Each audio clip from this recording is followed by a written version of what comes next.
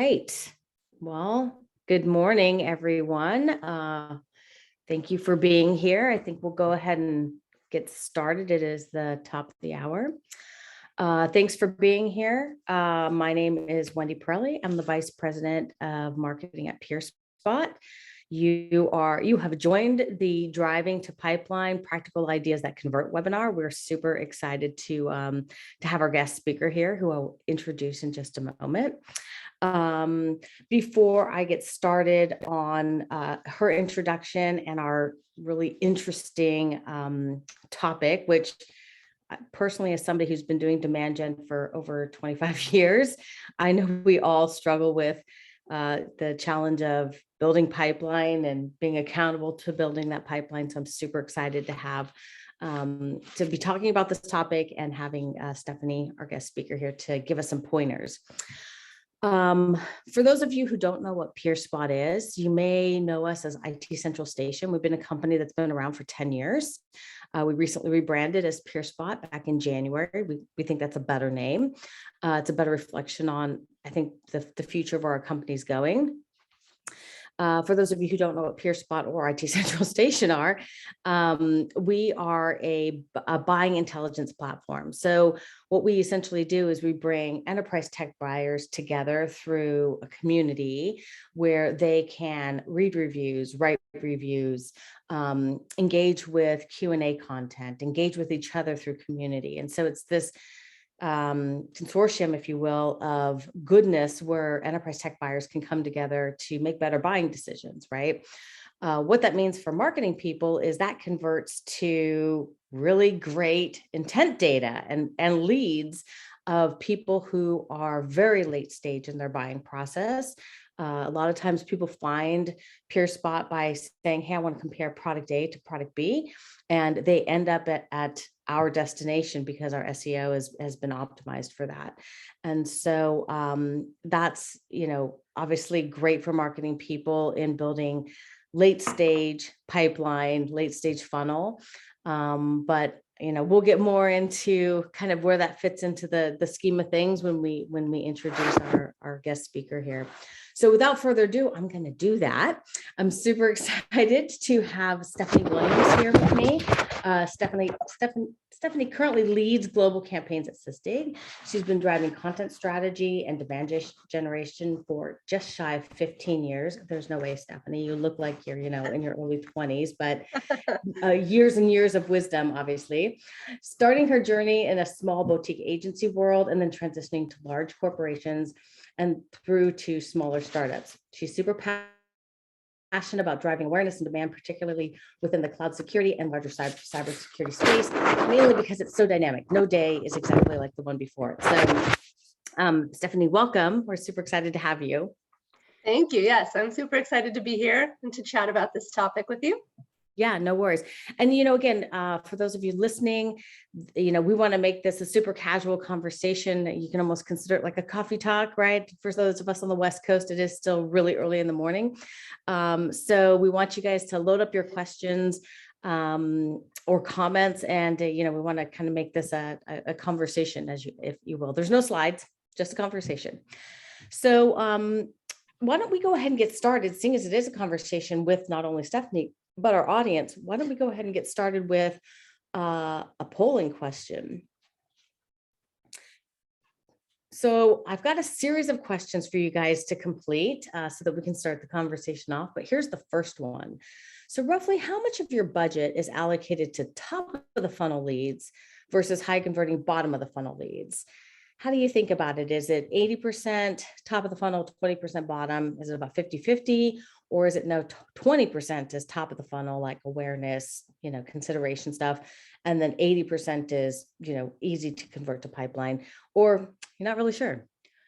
So we'll give everybody a minute or so here to complete this. And maybe we'll sing the Jeopardy song. No, I'm just kidding.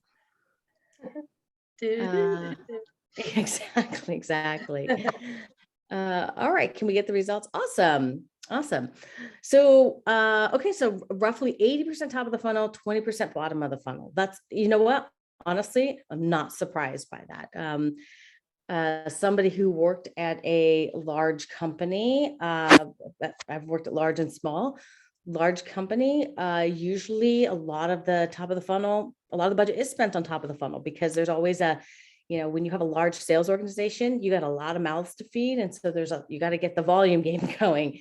And it's easier to get lots of volume at the top than it is to get lots of volume at the bottom. So I'm totally not surprised by that question, by that answer. How about you, Stephanie? Any thoughts on that? It's pretty similar, even for, I'm at like a mid-sized company, I'll call it. I don't know if I can call it a startup anymore. We've grown so much, but yeah, I mean, it's similar. We're just working on expanding our database, finding the right contacts in those accounts, building the volume, and then, obviously kind of funnel gets smaller as you move through. So similar sort of objectives. Yep. Like I said, I'm totally not surprised. Although I do have to say, why don't we go ahead and throw up the second polling question while I kind of banter on this. I'll read it to you real quick and then I'll give you my thoughts. What do you think is the most impactful source of pipeline, not of leads, but of pipeline? Field marketing, like live events, calling programs, nurtured leads, ABM intent data, or high quality late stage leads? I forgot what I was going to say now. The previous question around the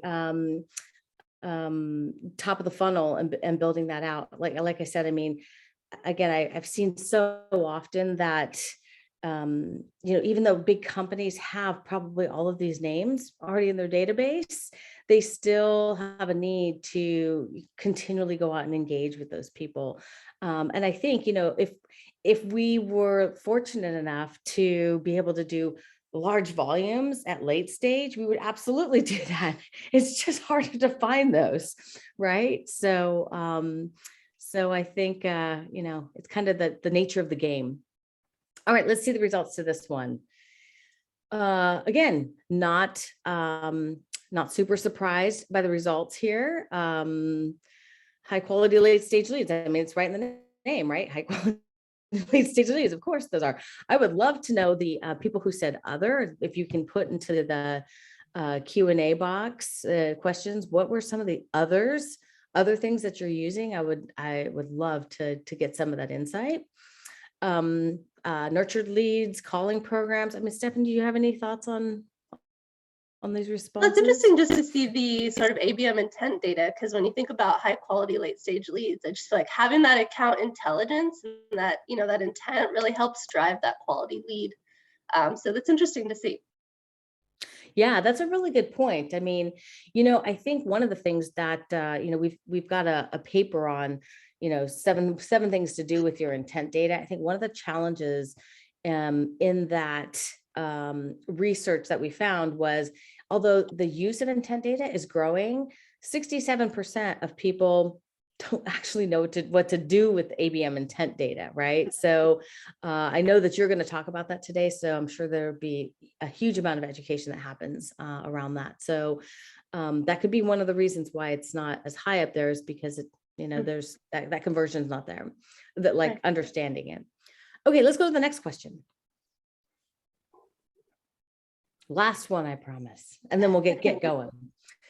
Are you and your sales teams happy with the volume of bottom of the funnel leads that convert?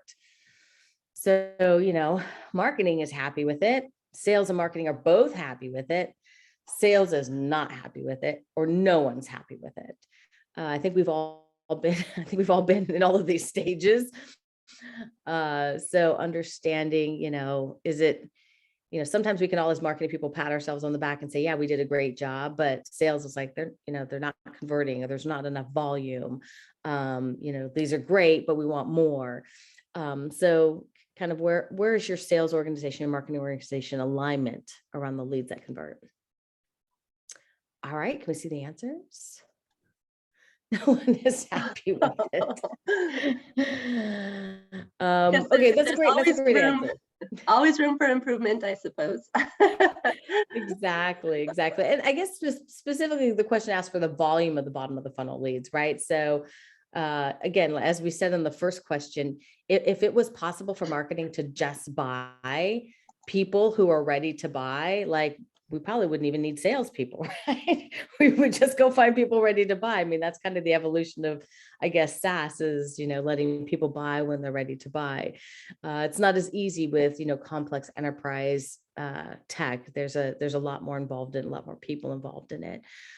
So yeah, if no one's happy with it, again, not surprised by that. Salespeople always want more. They always have a bigger number to make, and they want marketing to deliver it. So great. Thank you for setting up those polls to my colleague Esty. So with that, I'm going to go ahead and pass over the first question to our guest speaker. So we just looked at a bunch of feedback from folks.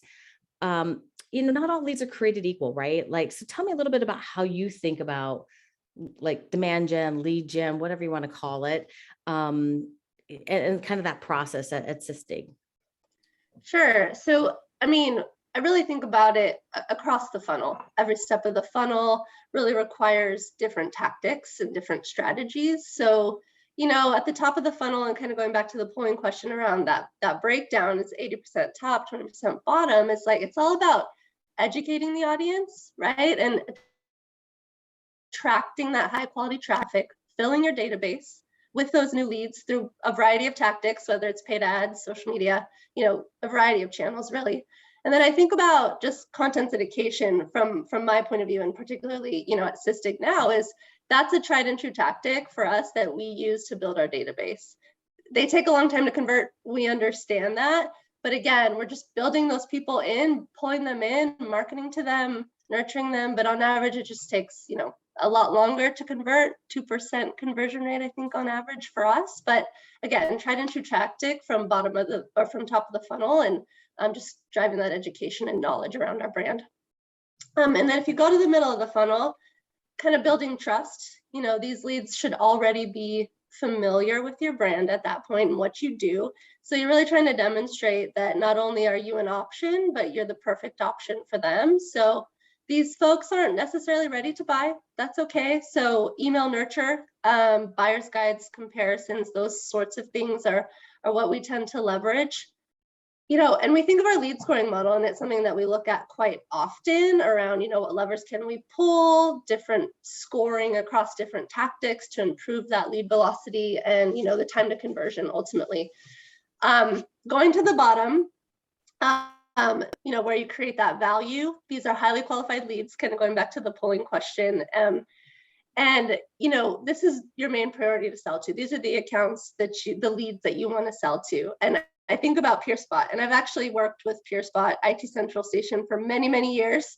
I really, I love the people and just the product that you guys offer. But, when it comes to people in market, people are shopping. So thinking of PeerSpot, those reviews-based intent source leads, highly qualified. The conversion is just much higher. 5 to 7% is typically what we see here at Sysdig using, a program like PeerSpot as an example. So, all that said, I think for us, on a daily basis, we're just trying to leverage a diverse mix of tactics based on our budgets and our goals and our objectives across the funnel, so like pipeline goals, revenue targets, what are those variables, and then just testing and measuring things. And we're very data driven, so we keep a close eye on performance and health of our funnel, volume of top of funnel versus conversion, into opportunities, and then of course into revenue and new business. So kind of how we think about it. That's great. Yeah, I know quite a few of the folks at Sysdig. Been around the industry a long time, and yes, they're highly data driven. So yes, I'm sure you guys are all over how to think about conversion and how long leads are sitting in the funnel, and all of those things. So again, you guys, to me, feel like if anybody's going to have it right, your team's going to have it right, just because of how thorough and analytical you are about the process. So that's great. So you're kind of a mid-sized company. Does budget play into how you think about where you spend your money? Absolutely. And our company has grown so significantly, and our targets have increased just exponentially over, the last fiscal year, just as an example. So we do think about that, and we think about the market, the state of the market, who are the players in the market. And yeah, so we're very focused now on just top of funnel and driving that awareness, and driving the volume of leads so that we can really just make sure that our entire funnel is healthy so that we can really get to that point where we're hitting our revenue targets. But the budget is really going more towards top because we have an awareness kind of focus, and we really want to drive that early stage demand. Yeah, no, that totally makes sense. And I know we'll get into ABM in a minute. But yes, I understand, because again, PeerSpot is also not an enormous company, and it's the same challenges, right? We've got an awareness, considering we just rebranded, an awareness challenge of getting out there, making sure people know who we are, but we also have a revenue goal, right? So it's this kind of both ends of the sword. I was also going to ask you, you talked about top, middle, and bottom. Where do you use your voice of customer? Where do you put case studies and customer testimonials? Where do you put that in your funnel?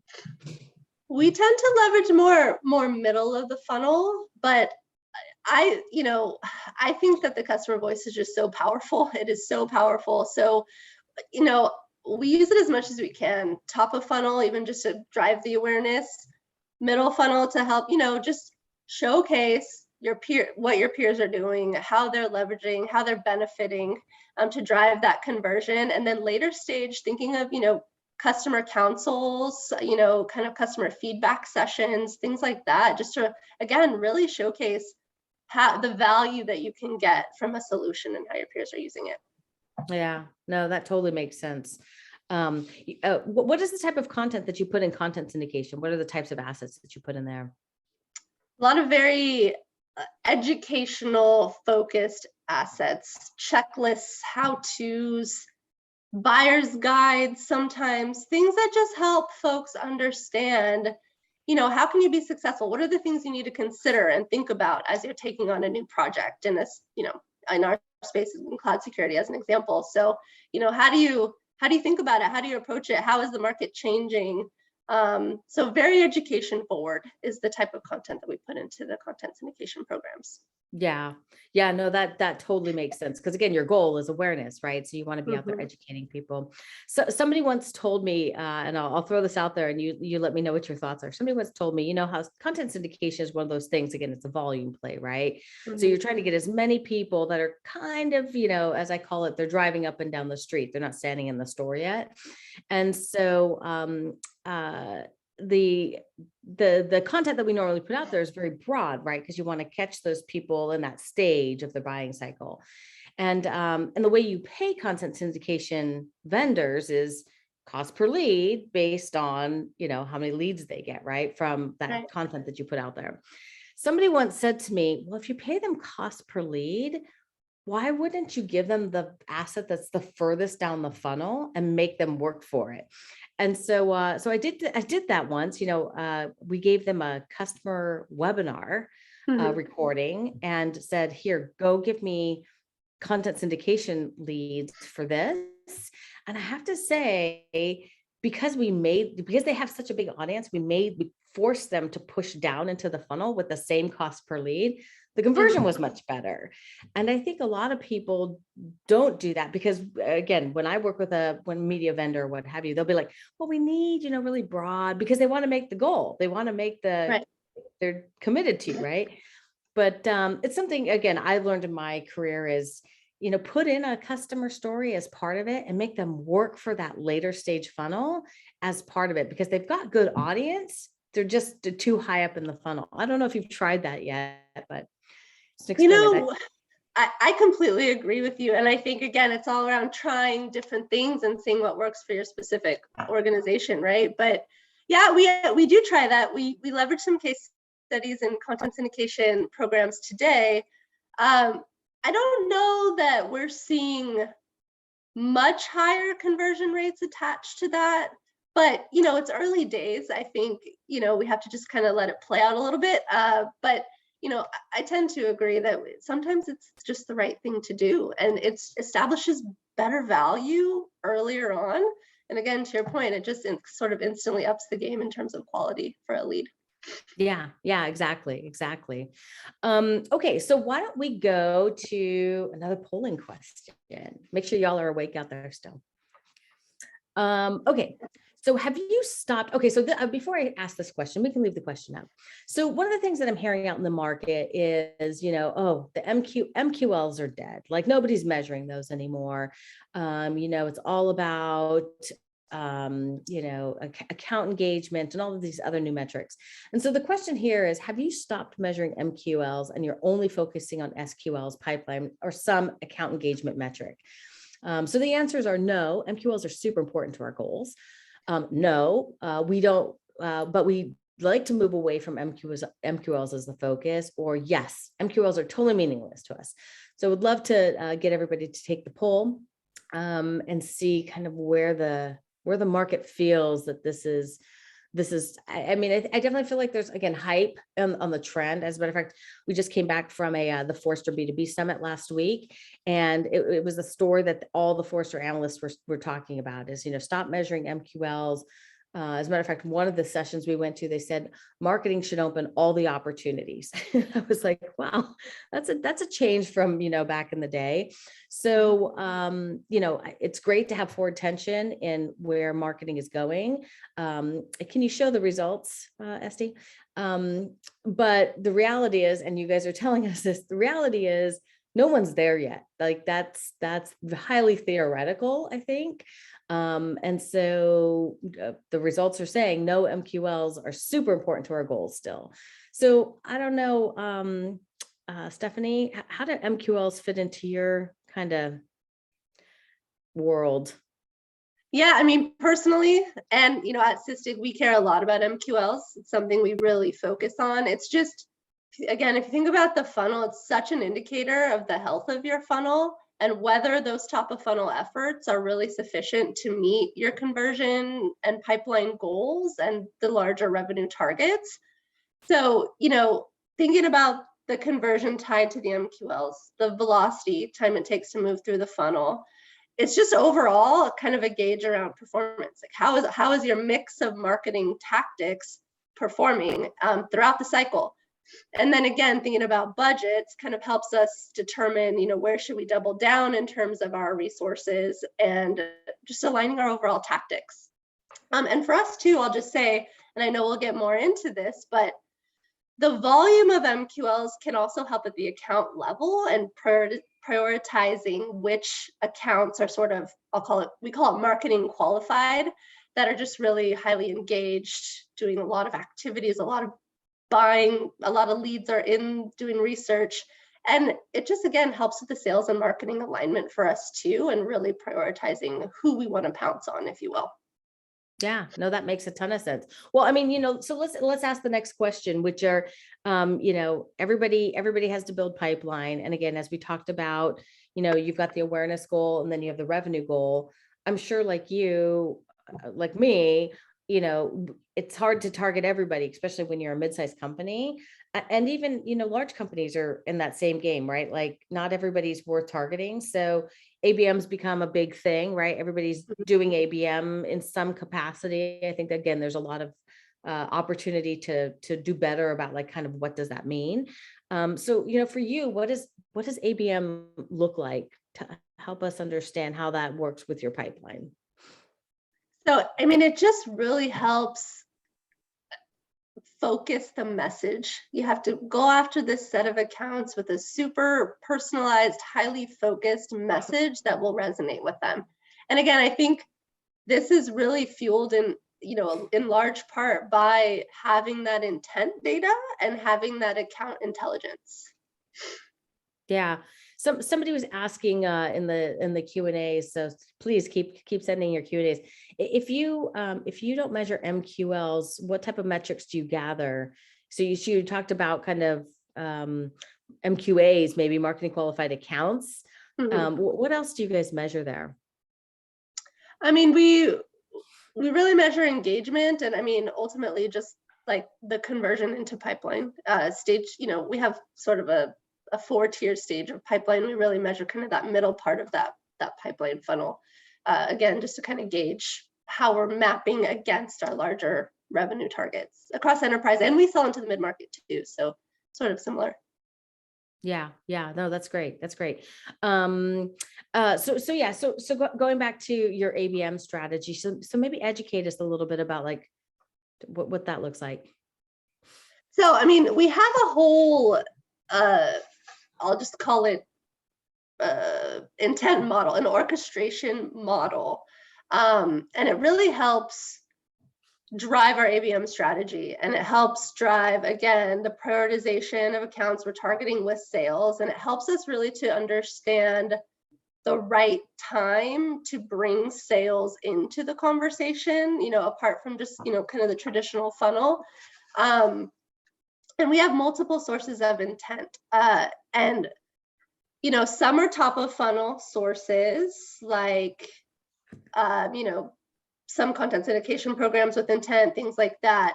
But then some, like reviews, are later stage. And again, PeerSpot here is a great resource. We use PeerSpot, at our company today.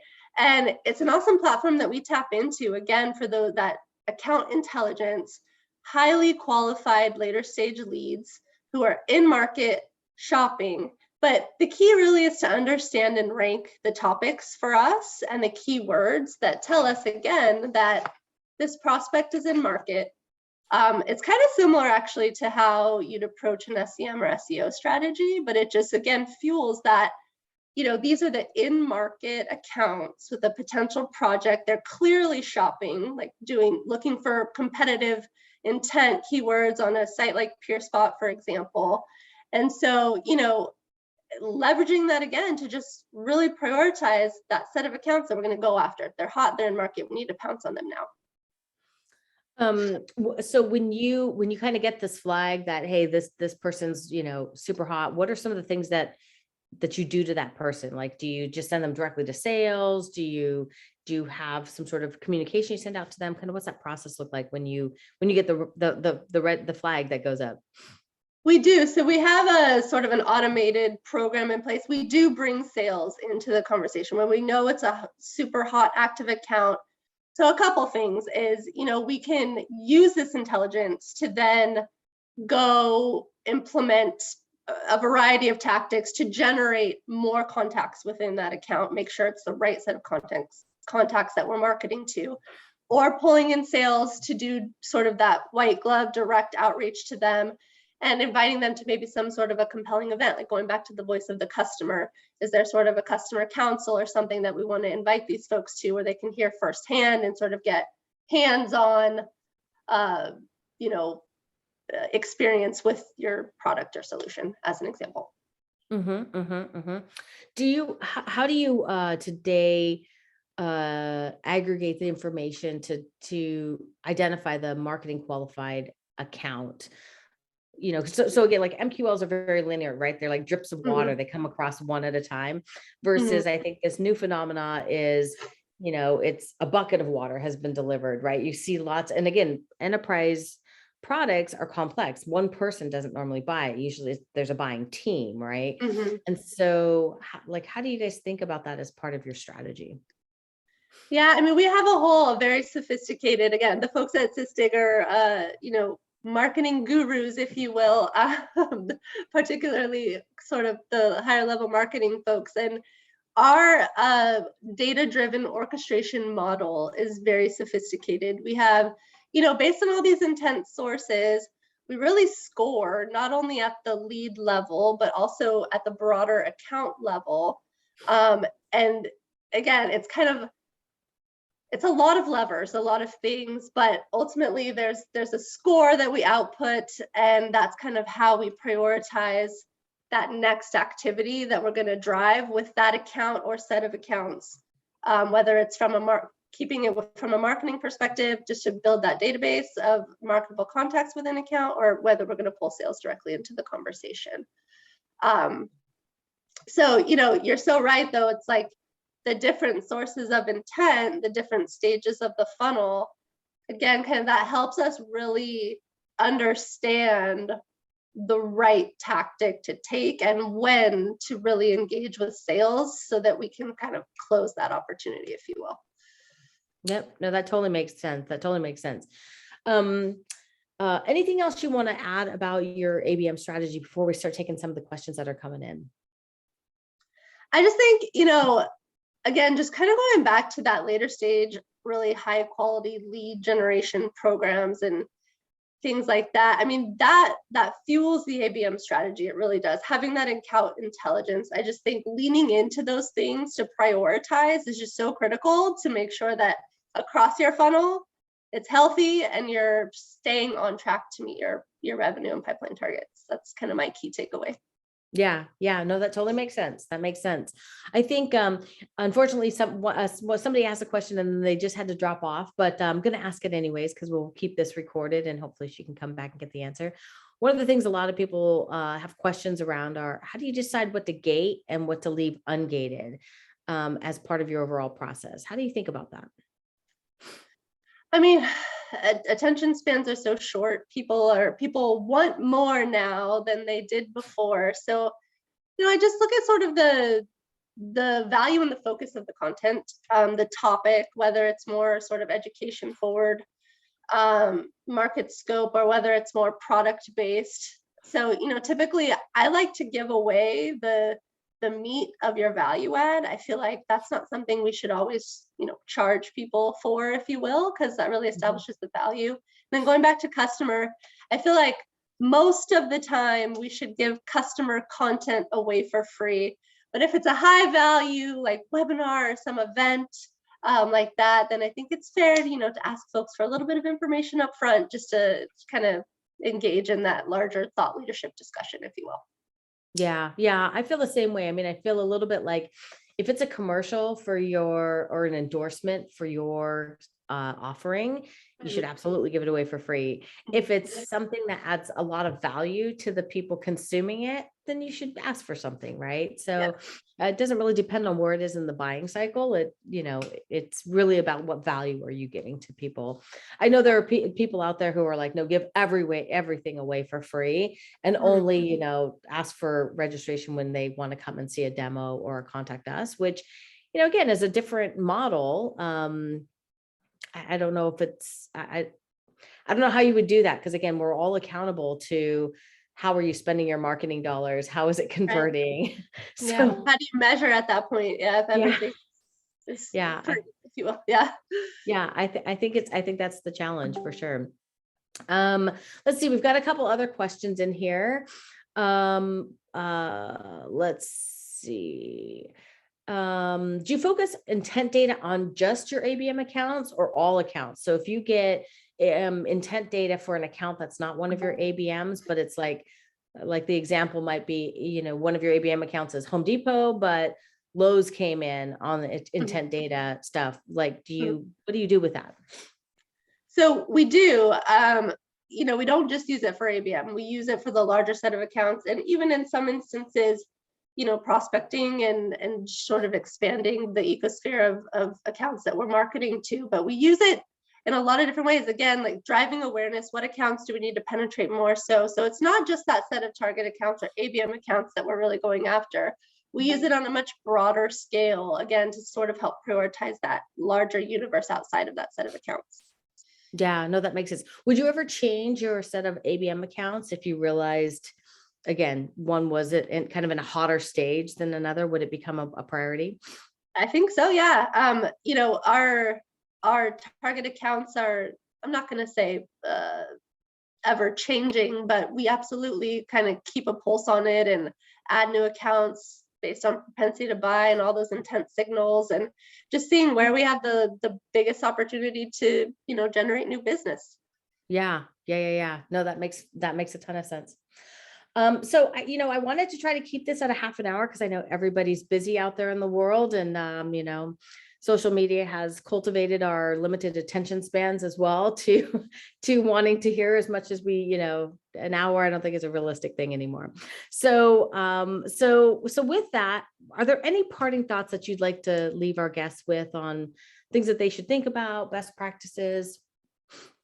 I think, the technology universe, marketing in particular, kind of going back to my intro in the beginning, is so dynamic and just constantly evolving. I think it's really all about testing, trying new things, and measuring how things are impacting your business, and just constantly pulling levers, I think is the thing that I would say. But, you know, in terms of generating those late stage, high quality leads, I really am a complete advocate for, you know, review sites like PeerSpot. I just think they can really just have a phenomenal impact on your pipeline and you're hitting your revenue goals.